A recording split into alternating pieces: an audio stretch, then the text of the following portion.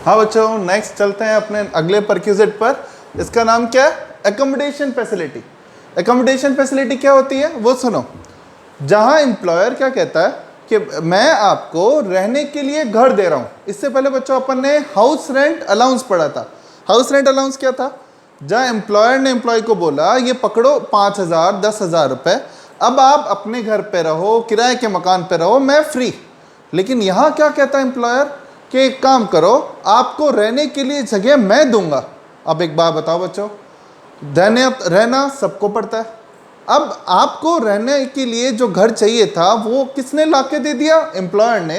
तो आपका क्या बच गया? किराया बच गया। समझ में आ रही है ना?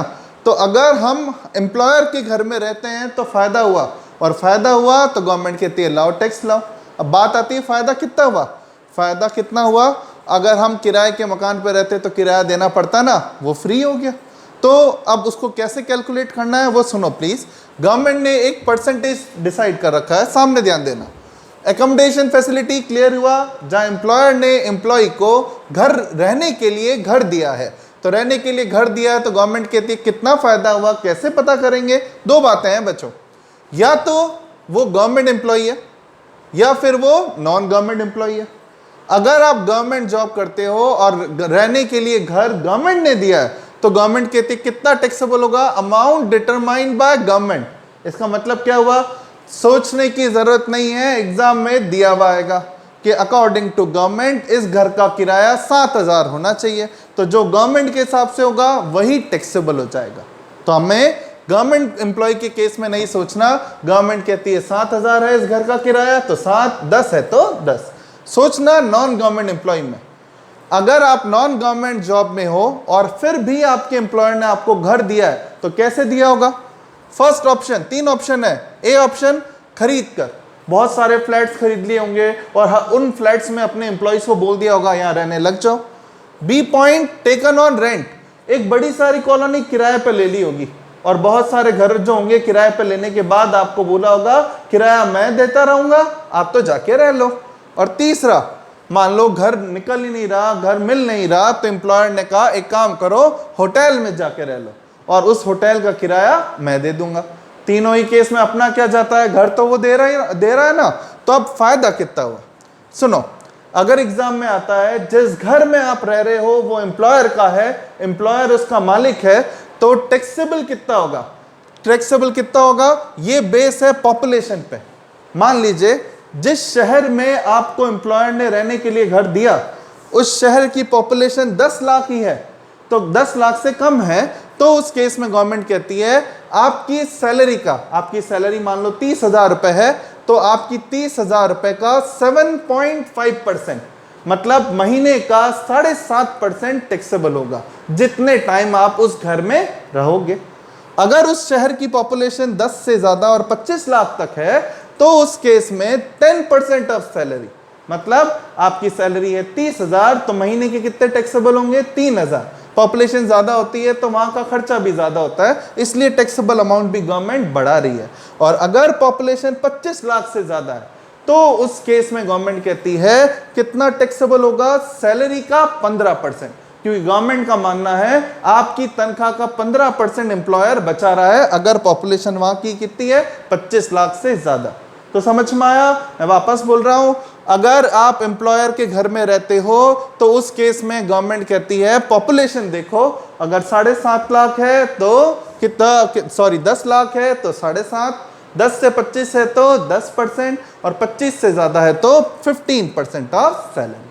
और अगर आपके एम्प्लॉयर ने कहा ये घर मैंने किराए पे लेके आपको दिया है और किराया मैं दे दूंगा, तो एम्प्लॉयर उस केस में गवर्नमेंट कहती है आपको कितना फायदा या कितना टैक्सेबल होगा? अब पॉपुलेशन नहीं देखेंगे, टैक्सेबल कितना होगा? अगर घर किराए पे ले रखा है एम्प्लॉयर ने तो A and B which ever is lower, जितना किराया, ए पॉइंट क्या कहता है? Actual rent paid by employer. A point में आएगा जितना एम्प्लॉयर ने किराया भरा। मान लो एम्प्लॉयर महीने के 5,000 रुपए भरता है तो ए पॉइंट में आ जाएगा 5,000। किससे कंपेयर करेंगे? सैलरी का 15%। ठीक है, यहां पॉपुलेशन नहीं देखेंगे, वापस बोल रहा हूं। यहां आपकी सैलरी है 30,000 तो 30,000 का 15% कितना हुआ? 4,500। तो बी में आएगा 4.5, ए में आ गया 5, तो 5 और 4.5 विच एवर इज लोअर, 4,500 रुपए महीने के आपको क्या हो जाएंगे, टैक्सेबल। क्लियर हो रहा है। और लास्ट, अगर आपको वो घर होटल है, वो घर नहीं है, एम्प्लॉयर ने कहा होटल में जाके रह लो, तो उस केस में गवर्नमेंट कहती है होटल दिया है एम्प्लॉयर ने रहने के लिए और उसका किराया एम्प्लॉयर भरता है, तो कितना टैक्सेबल होगा, एक्चुअल रेंट जितना किराया एम्प्लॉयर ने आपके लिए भरा, और यहां सैलरी का कितना परसेंट, 24। आपको लगेगा सर इतना ज्यादा क्यों, क्योंकि बच्चों होटल है, होटल के अंदर केवल घर नहीं, वहां पे एसी फर्नीचर वगैरह सब मिल जाता है, तो गवर्नमेंट कहती है होटल में फायदा ज्यादा होता है, तो इसलिए एक्चुअल रेंट और किससे कंपेयर करेंगे, सैलरी का 24% विच एवर इज लोअर, यहां पे भी विच एवर इज लोअर है। तो तीनों केस समझ में आए। नॉन गवर्नमेंट एम्प्लॉय को अगर एम्प्लॉयर खुद के घर में रहने देगा तो पॉपुलेशन के हिसाब से परसेंटेज है, रेंट पे लेकर दिया है तो विच एवर इज लोअर, और होटल का है तो वही विच एवर इज लोअर, लेकिन 15% की जगह कितना है, 24%। समझ में आ रहा है, ठीक है। अब कुछ एक्स्ट्रा पॉइंट भी ध्यान रखना है ये कैलकुलेशन करते वक्त। अगर किसी की, जैसे ये नोट 1 है, नोट 1 की तरफ ध्यान देना, ये समझ में आ गया है। तो नोट 1 कहता है कि मान लो आप जयपुर के अंदर हो, आप आराम से जॉब चल रहा है आपका जयपुर में, एकदम से आज पता चलता है कि आपका ट्रांसफर जोधपुर कर दिया। अब जोधपुर कर दिया तो अब प्रॉब्लम क्या है कि भाई जोधपुर चले तो जाएंगे, लेकिन बच्चे वगैरह जो है एकदम से कैसे लेके जाए। तो ऐसी सिचुएशन में क्या होता है, एम्प्लॉयर जो होता है उसको पता है ये बात, बैंक्स वालों के केस में ज़्यादा कॉमन होती है ये चीज़। एम्प्लॉयर कहता है मैंने कोई जयपुर का घर आपको खाली करने को नहीं बोला है, अभी आपकी फैमिली जयपुर में रह जाएगी, एक बार आप जोधपुर जाके ज्वाइन कर लो, और जोधपुर में भी घर मेरा पास है अवेलेबल, जोधपुर वाला घर भी आपको दे रहा हूं। तो अब एम्प्लॉय को एक ही टाइम पे 2 घर मिल गए, जोधपुर का भी जयपुर का भी। लेकिन अब उससे बोलोगे लाओ टैक्स दोनों घरों पे लाओ, दोनों घर एम्प्लॉयर के हैं, आप तो 2 घर के मजे ले रहे हो, तो फिर उस केस में गवर्नमेंट कहती है कि यहां पर उसकी मजबूरी है, मजबूरी की वजह से वो 2 घर में रह रहा है, तो गवर्नमेंट कहती है एक काम करते हैं, उसको टाइम देते हैं। टाइम मतलब कैसे, पहले 90 दिन, मतलब ट्रांसफर होने के बाद 90 डेज जोधपुर और जयपुर में से एक घर ही टैक्सेबल होगा। एम्प्लॉयर को बोलेंगे कि भाई तेरे को, तेरी मर्जी है तो जयपुर या जोधपुर, दोनों में से एक घर जो है उस पर टैक्स दे दे बस। लेकिन 90 दिन हो गए, अभी भी ना जयपुर का घर खाली कर रहा है और जोधपुर में तो बस ही चुका है, तो गवर्नमेंट कहती है after 90 days both houses shall be taxable. 90 दिन तक गवर्नमेंट रुकी रही कि नहीं मजबूरी है, 90 डेज के बाद भी जयपुर का घर खाली नहीं किया तो जयपुर और जोधपुर दोनों का घर टैक्सेबल हो जाएगा, ये नोट 1 कहता है। In case of dual accommodation due to transfer only one house shall taxable up to a period of 90 days. ठीक है, after 90 days both houses shall become taxable. Clear हुआ, ये कंसेप्ट था ड्यूल अकोमोडेशन। क्लियर हो रहा है ये, ठीक है। फिर नोट 2 पे चलो। नोट 2 है hotel accommodation due to transfer. कोई नया नया एम्प्लॉय है, नई नई जॉब है और उसको मुंबई में रख दिया, अब मुंबई में घर मिल नहीं रहा, तो फिर एम्प्लॉयर कहता है एक काम कर होटल में रह ले और होटल का बिल हम दे देंगे, अभी तो आपकी सैलरी चालू नहीं हुई। तो ऐसे केस में गवर्नमेंट क्या कहती है कि पहले 15 दिन का किराया एग्जेम्प्ट है। फॉर एग्जाम्पल होटल का किराया है महीने पर डे का 1000 रुपये, और आप 18 दिन तक उस होटल में रहे और 18 दिन का किराया आपके एम्प्लॉयर ने भरा, तो 18,000 बिल आया होगा होटल का। 18,000 में से पहले 15 दिन का किराया गवर्नमेंट एग्जेम्प्ट कर देगी, क्योंकि गवर्नमेंट कहती उसकी मजबूरी थी, वो घर ढूंढ रहा था। तो 18 में से पहले 15 दिन एग्जेम्प्ट और 3,000 क्या हो जाएंगे, टैक्सेबल। ऐसा कब होगा, इन case of hotel accommodation. Dual accommodation अलग है, होटल अकोमोडेशन अलग है। तो होटल में 15 दिन की छूट है, अगर ट्रांसफर नई जॉब वगैरह होती है ना, तो पहले 15 दिन एग्जेम्प्ट, बैलेंस टैक्सेबल। क्लियर हो रहा है। और नोट 3, अब मैंने आपको ये बोला कि भाई अगर घर का मालिक एम्प्लॉयर है तो सैलरी का 7.5, 10, 15, 24 ये करो। सैलरी मतलब क्या, अब तक सैलरी मतलब मैं क्या पढ़ाता आया, basic plus FDA plus percent commission on sales, ये 3 चीजें लेते थे। यहां जो है मैं आपको थोड़ा उल्टा सिखा रहा हूं। उल्टा मतलब यहां मैं आपको बताने वाला हूं क्या क्या नहीं लेना।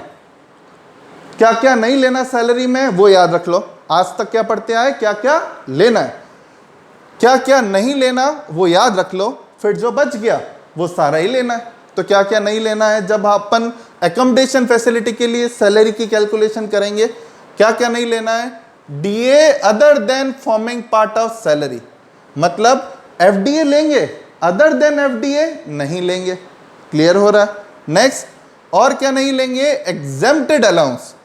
एग्जेम्प्टेड अलाउंस मतलब अगर 1500 रुपए अलाउंस है, 1200 एग्जेम्प्ट होता है, तो 300 लेंगे, 1200 नहीं लेंगे। तीसरा, परक्यूजिट।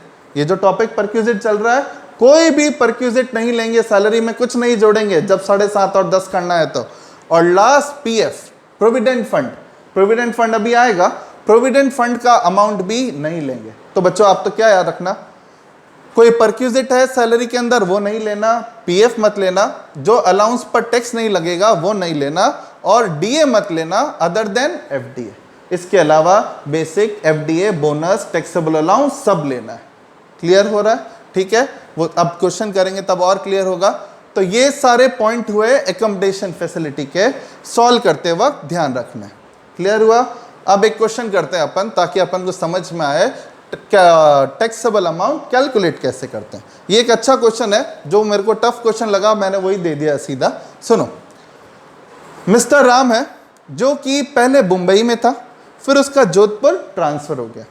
मुंबई में कब से कब तक था? 1 अप्रैल से 30 नवंबर तक वो मुंबई में था। और 1 अगस्त को जब उसका ट्रांसफर हुआ फ्रॉम, देखो ये मैंने डेट ऐसे डाल रखी है, 1 अगस्त 19 से 31 मार्च 20 वो जोधपुर में रहा। इसका मतलब उसका ट्रांसफर 1 अगस्त 2019 को हो गया था। ठीक है, लेकिन देखो ट्रांसफर हो गया 1 अगस्त को, मुंबई का घर कब छोड़ा? 30 नवंबर 2019 को। समझ में आ रहा है? इसका मतलब अगस्त, सितंबर, अक्टूबर, नवंबर, इन 4 महीने वो जोधपुर का भी घर लेकर बैठा था और मुंबई का भी। क्लियर हो रहा है?